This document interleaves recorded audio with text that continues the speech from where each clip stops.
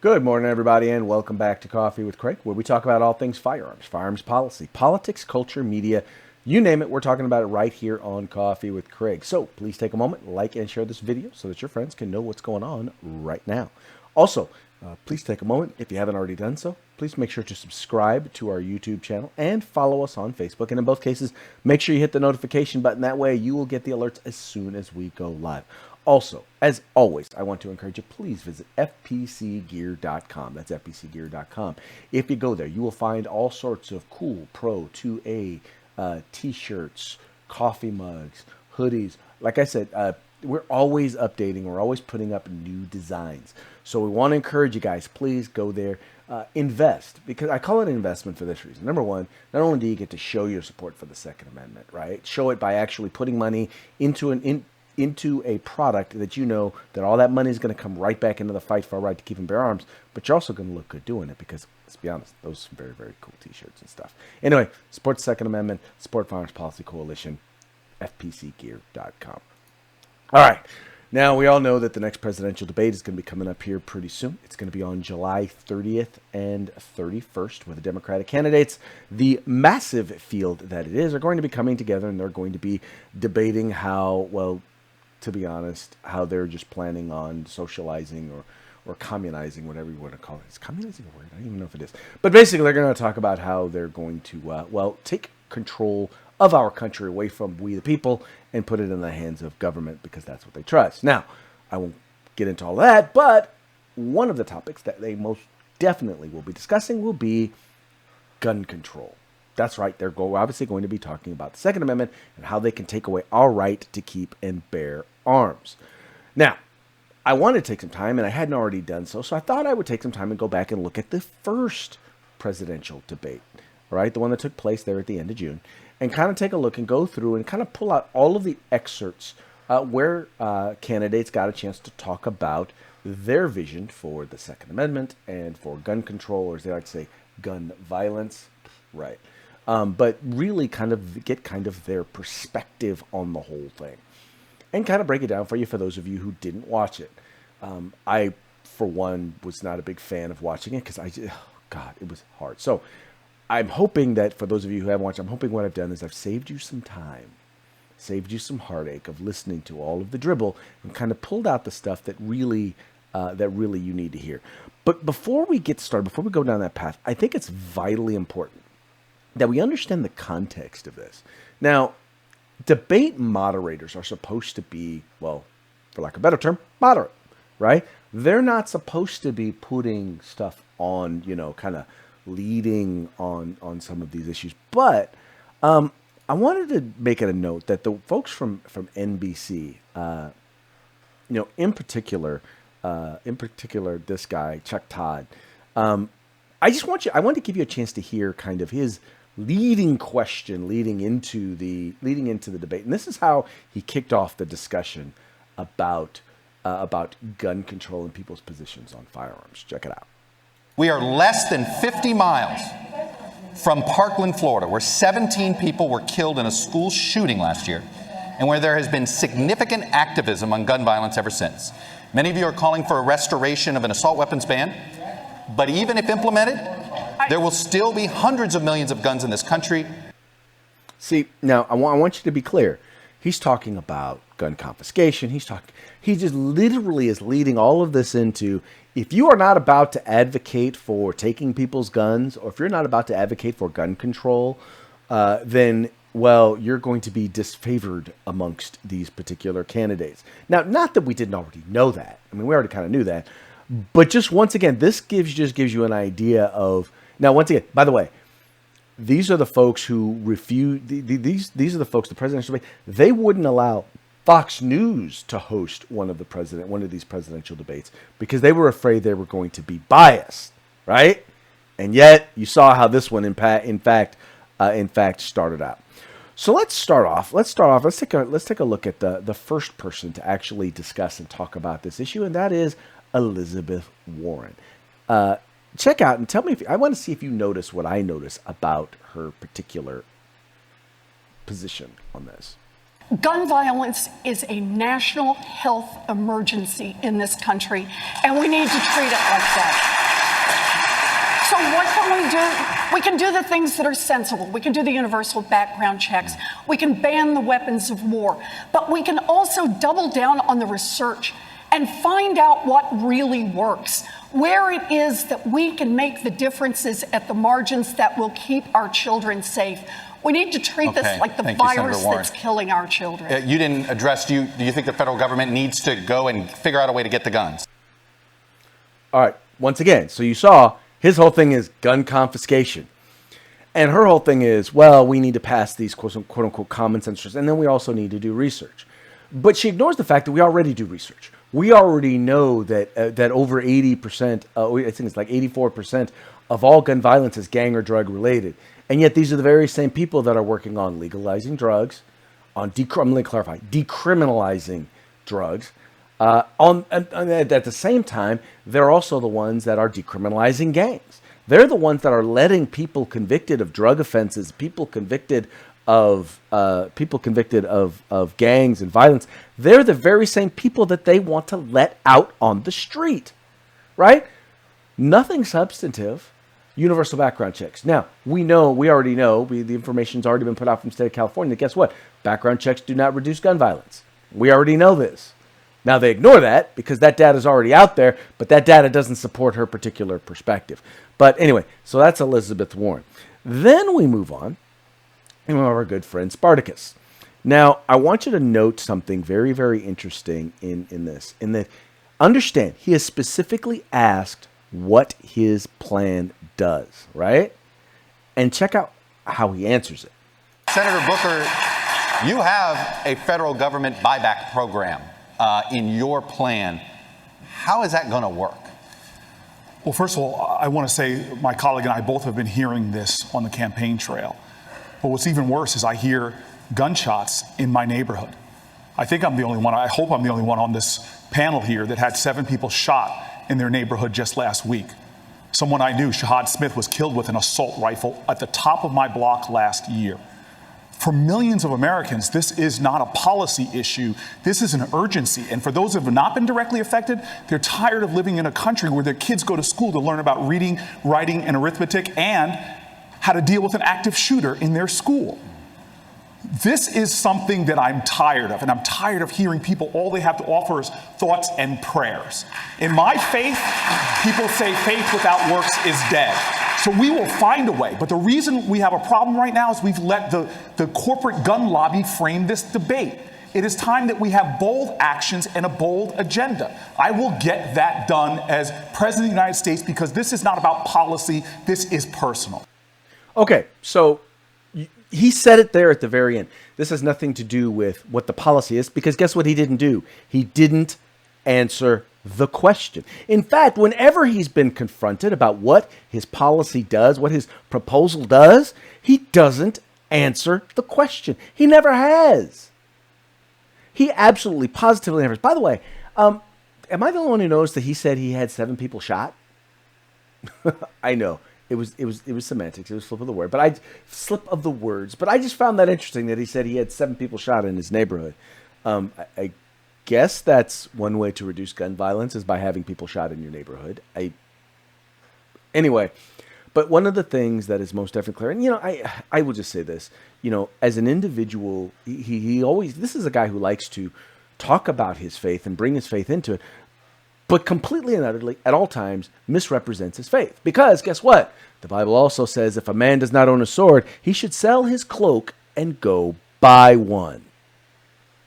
Mr. Spartacus. But, anyway, that's once again. So anyway, so that's Mr. Spartacus and his position on guns, which is basically he wants to institute a gun buyback program. Now, mind you, these, once again, mandatory gun buybacks, because that's what they want them to be. They want it to be the Australia-style mandatory gun buybacks, which is not, first of all, not a gun buyback because the government never owned them. That's number one. But then number two, it's important to understand that if it's mandatory, well, then it's not voluntary, I guess. If it's mandatory, then it is by definition gun confiscation. All right. Let's move on to Mr. Castro. Now, Mr. Castro had kind of a very interesting perspective on this. So let's see what Mr. Castro had to say on gun control. I believe that on January 20th, 2021, at 12:01 p.m., we're going to have a Democratic president, a Democratic House, and a Democratic Senate. And the activists of Parkland, folks from Moms Demand, who have risen up across the United States and inspired so many people.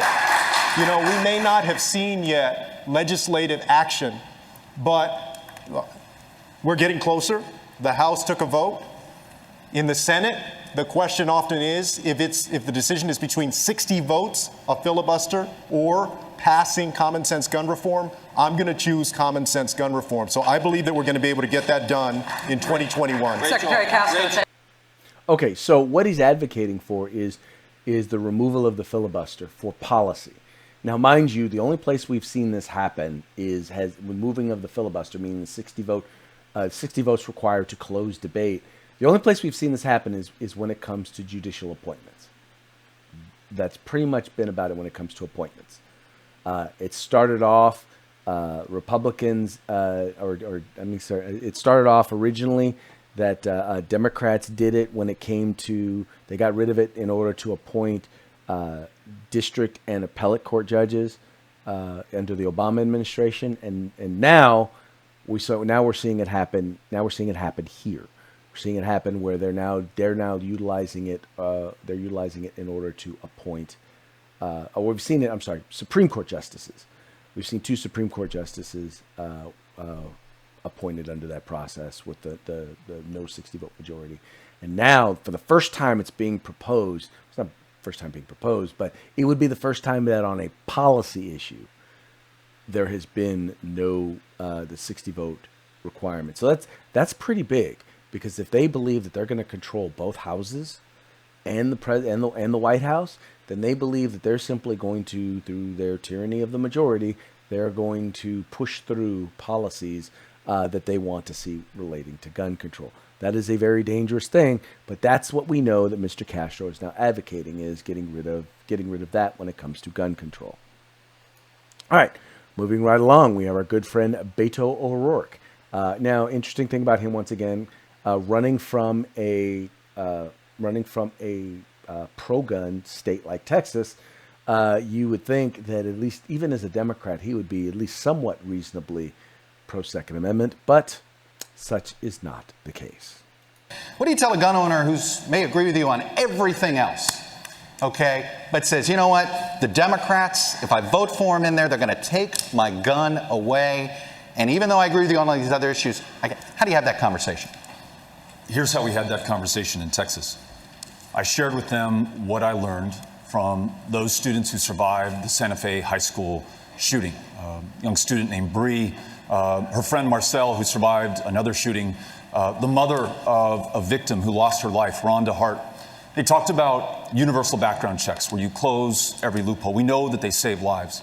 Talked about ending the sales of assault weapons into our communities. Those weapons of war were designed to kill people as effectively and as efficiently as possible. They should belong on the battlefield and not in our communities.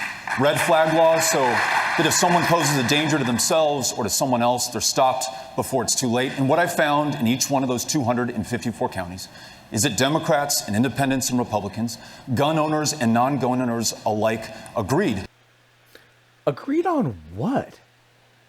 I'm sorry, but once again, keep in mind, this is the guy who lost his race for governor. For Senate. This is important to understand. This is a guy who lost his race, all right? Which is kind of odd that Democrats keep putting up people. They want to put up people who, as their icons, as people who lose elections. And they think that's the way to go forward. I have no idea what he's thinking. But keep in mind, now what does he do? First thing is that he advocates and he gets advice from people who either aren't old enough to own firearms, so I sincerely doubt that they have any real knowledge of firearms.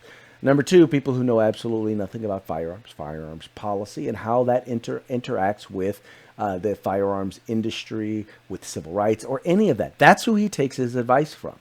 He's not taking his advice from people who actually know what they're talking about, because they don't care if you know what you're talking about. All they care about is, well, do you advocate for taking guns? And I love how they keep going to, we need to listen to the children. I don't get me wrong. I admire youth who get politically active. I would hope that they would become informed. But I also know this. I know that I wouldn't take my advice from someone who knows little to nothing about a particular subject area. But because they're youth and he wants to get the youth vote, that's who he's going to say, oh yeah, that's who we need to listen to.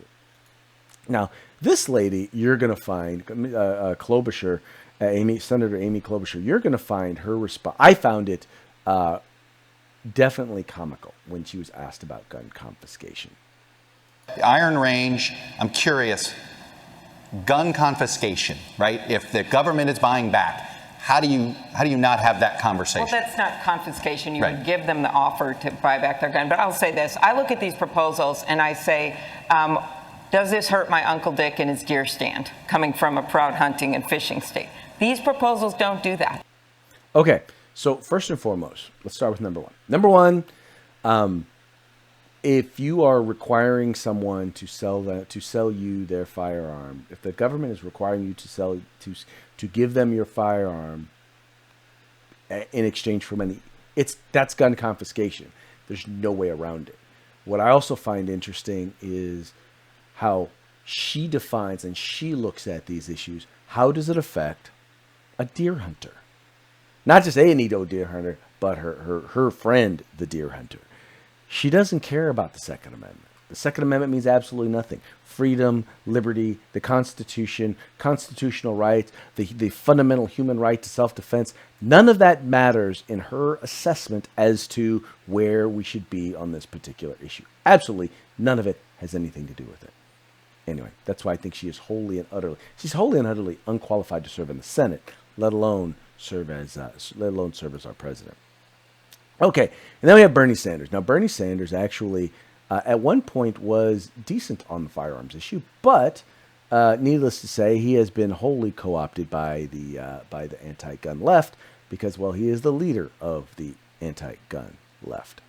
Senator Sanders, a Vermont newspaper recently released portions of an interview you gave in 2013 in which you said, quote, "My own view on guns is everything being equal, states should make those decisions."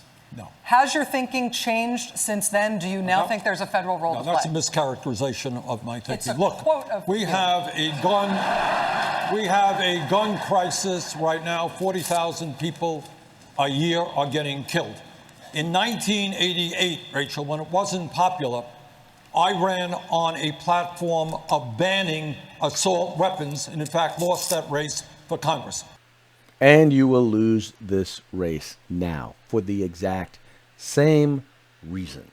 What's funny was that, yeah, in the past, he advocated for that in 1988. He lost that race. And since then, when he has come back, he has been much more moderate, or at least agnostic, on the issue of the Second Amendment, as demonstrated by the quote that was given. I loved how he said, "You're mischaracterizing my position." She said, "I'm quoting your position."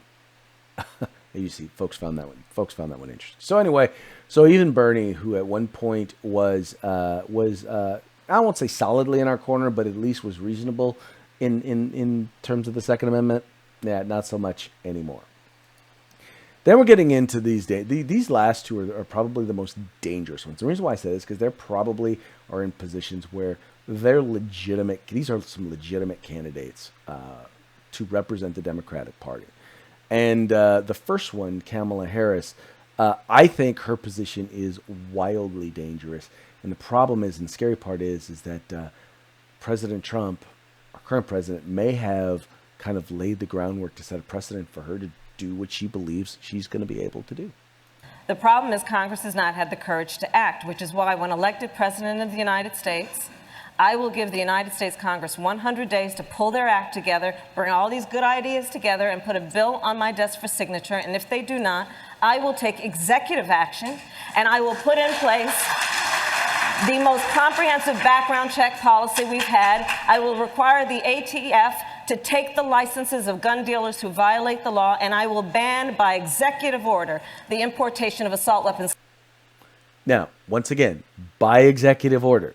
So in other words, what she's saying is she is going to create new law from the executive branch. That's what she's saying she's going to do. Now, she believes she has a right to do that because guess what? That's what President Trump did with bump stocks. That's what there's clamoring about what he wants to do with suppressors. I don't know if that's going to happen, but that's some of the talk that's going on. That's why when we talk to you guys about bump stocks, why we said it's so important that we fight this. Because if we allow him to break the separation of powers in order to get rid of a firearm or a firearm part that we don't care about, eventually someone is going to come back and try and do it with a firearm or a firearm part that we do care about. And she's also talking about shutting down firearms retailers. Not for good cause, by the way. Not for good cause. She just wants to try and shut down as many of them as she can. And I can tell you, for those of you who are outside of California, as Attorney General, this woman was horrid on guns. Absolutely, positively. I mean, she is an Attorney General that didn't care. First of all, she didn't go after criminals. She went after employers. She went after law-abiding citizens. Did absolutely nothing to stem the tide of crime in our state. In fact, for the first time in 20 years, under her watch as Attorney General, crime and violent crime actually went up in the state of California. Multiple years under her watch. So this is a woman definitely we do not, absolutely positively, do not want to be our president. Especially on the Second Amendment. And then there's this guy. Now, this guy is there because he had some of the wackiest proposals. And you'll get a chance to hear them in just a minute. But also, Mr. Biden is at the top of the list because, well, to be honest, he's the front runner still. And so I thought it was important that you have an idea to see exactly what it is that good old crazy Uncle Joe wants to do should he become president when it comes to firearms. I'm the only person that's beaten the NRA nationally. I'm the guy that got the Brady bill passed, the background checks, number one. Number two, we increased that background check during the Obama-Biden administration. I'm also the only guy that got assault weapons banned, and the number of clips in a gun banned. And so, folks, look, and I would buy back those weapons. We already started talking about that. We tried to get it done. I think it can be done, and it should be demanded that we do it, and that's a good expenditure of money. And lastly, we should have smart guns. No gun should be able to be sold unless your biometric measure could pull that trigger. It's within our right to do that. We can do that. Our enemy is the gun manufacturers, not the NRA. The gun manufacturer. Mr. Vice President, Right. So you guys see what's going on here, right?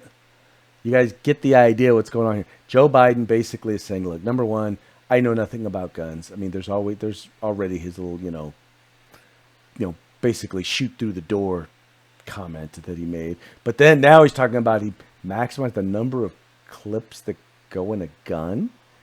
He also wants to mandate smart guns. Come on, folks, look. Anyway. Now, mind you, not everybody in these debates got a chance to talk about their position on the Second Amendment. So with the upcoming debate, there'll be more of an opportunity for people to hear more about it, hear from some different candidates. But you heard mostly from the big ones, from the main candidates on this particular issue.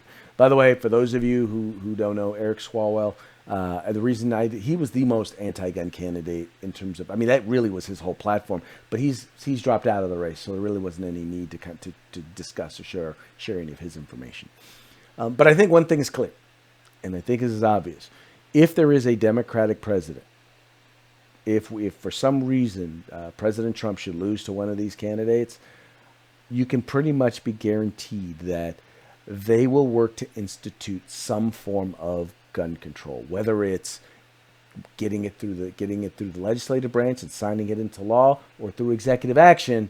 They're coming after your right to keep and bear arms. There can be absolutely positively no doubt, because there was not one candidate who was questioned, not one candidate who answered any questions that did not advocate for restricting or further restricting our fundamental right to keep and bear arms. So check out the next debate. We'll try to do an analysis of that one as well after it takes place. Once again, sorry it took me so long to get this one to you, but once again, I wanted you to kind of be able to listen in as you listen to the next debate and see what they have to say, and see if any of them have changed their stories or have doubled down or have upped the rhetoric. My guess is that they're probably going to wind up upping the rhetoric. Anyway, folks, hey, that's going to be it for today's Coffee with Craig. We very much appreciate you guys tuning in. We appreciate you liking and sharing this program, telling your friends about the Firearms Policy Coalition.